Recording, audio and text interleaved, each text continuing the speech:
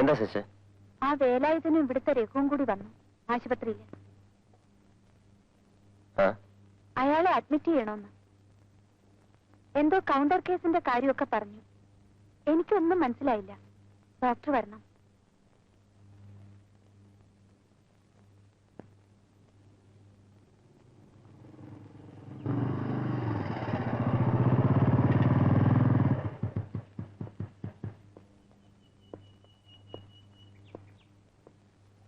എന്താ സംശയം തീർന്നോ സിസ്റ്ററെ? എടോ, കഴിഞ്ഞത് കഴിഞ്ഞു. വക്കീല് പറഞ്ഞു തന്ന ടെക്നിക്കാണ്. ഇവനെ നീ ഒന്ന് അഡ്മിറ്റ് ചെയ്യും. എന്തിന്? കുറെ അധികം പരിക്കുണ്ടെന്ന് റിക്കാർഡിലാക്ക്. വെറുതെ 2 ദിവസം കിടക്കട്ടെ, റിക്കാർഡിൽ മതി. അല്ല, വേണമെങ്കിൽ കുറെ കെട്ടും പൂട്ടും ഒക്കെ മേലെ കിടന്നോട്ടെ. സിസ്റ്ററെ എന്താ? ചാപ്പാട് നല്ല എത്തിക്കണം. പിന്നെ ശുശ്രൂഷയ്ക്ക് ഇവിടെ നിൽക്കുമ്പോ കുറച്ചു ദിവസം ശരിക്കും കിടക്കുന്നതിൽ എന്താ പ്രയാസം?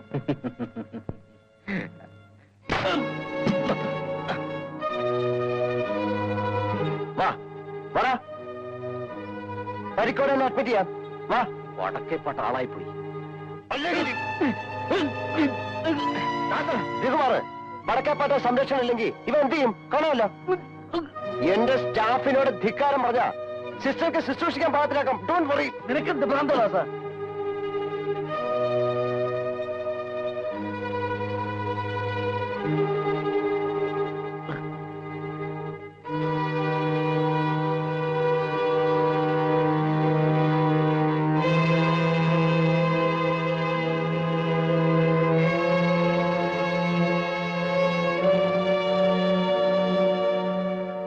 സിസ്റ്റർ പോയിക്കോളൂ. വേണ്ടിയിരുന്നില്ല. ഇങ്ങനെ കുറെ കേട്ടതാണ് ഡോക്ടർ. ഇപ്പോൾ എനിക്കൊന്നും തോന്നാറില്ല. സിസ്റ്റർ നടന്നോളൂ.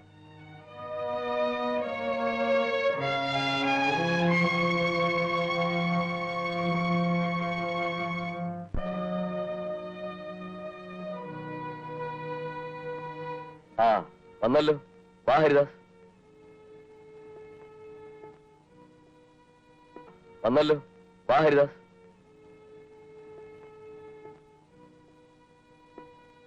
ഇരിക്ക.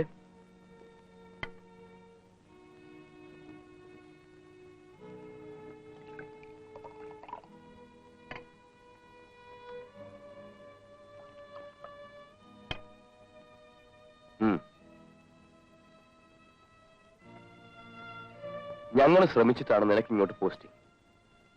ചെറിയ ചില കാര്യങ്ങൾക്ക് ഞങ്ങളുടെ ആൾ ഉപകരിക്കില്ല എന്ന് വന്നാൽ ദാറ്റ്സ് ബാഡ്, വെരി ബാഡ്.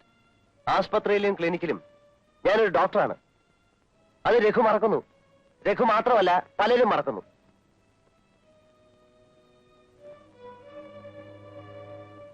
വല്യേട്ടൻ അറിയോ, കടയിൽ 10 പൈസ അധികം കച്ചവടം വന്നിട്ടില്ല.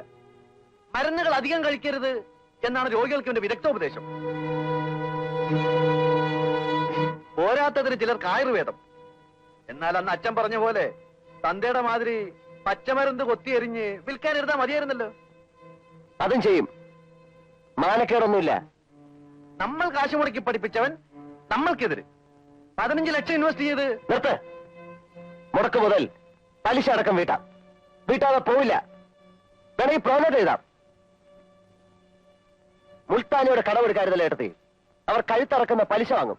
പക്ഷെ തന്തേടൻ തലയുടെ ശവത്തിൽ കുത്തില്ല. Cool down, cool down. 15 ലക്ഷത്തിന്റെ നഴ്സിംഗ് ഞാൻ ഓർഡർ ചെയ്തല്ല.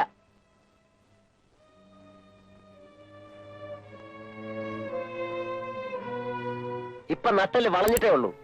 ആ ഭാരം കൂടെ ചുവന്ന ഒടിഞ്ഞു വീഴും. പിന്നെ മൂലധന കരാറോടൊപ്പമുള്ള പാക്കേജിൽ